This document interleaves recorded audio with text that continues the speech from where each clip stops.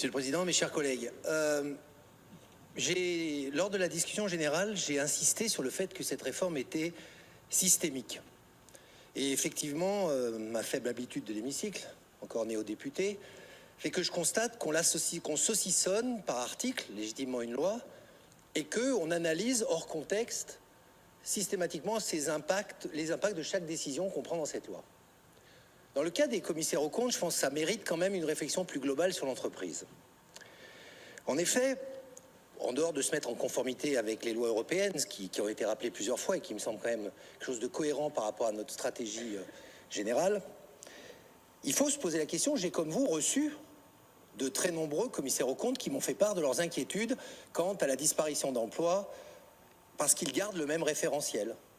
Comme si, en fait, dans ce mouvement de transformation de notre écosystème économique, eh bien, rien ne changeait. Des choses ont changé. La numérisation au niveau de la comptabilité a dramatiquement changé. Le rapprochement comptable, qui était une de leurs grandes missions, a considérablement changé. Alors, aujourd'hui, leur dire que leur mission même va changer. Moi, j'ai répondu à ces gens-là, vous êtes aujourd'hui commissaire aux comptes, vous serez demain commissaire aux comptes et à la stratégie des entreprises.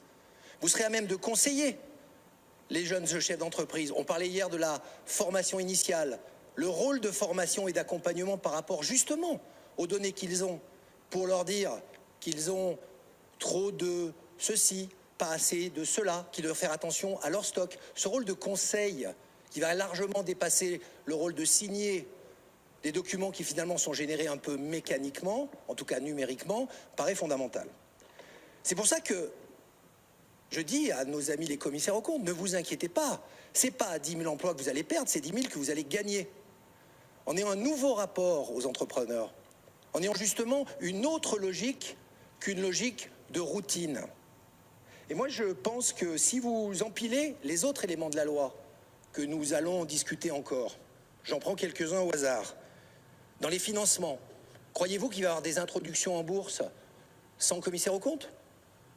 Or, nous les facilitons. Dans les ICO, croyez-vous que la participation des commissaires aux comptes dans les ICO vont être nulle ? Pas du tout.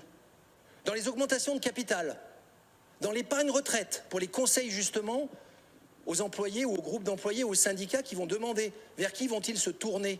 Vers des commissaires aux comptes.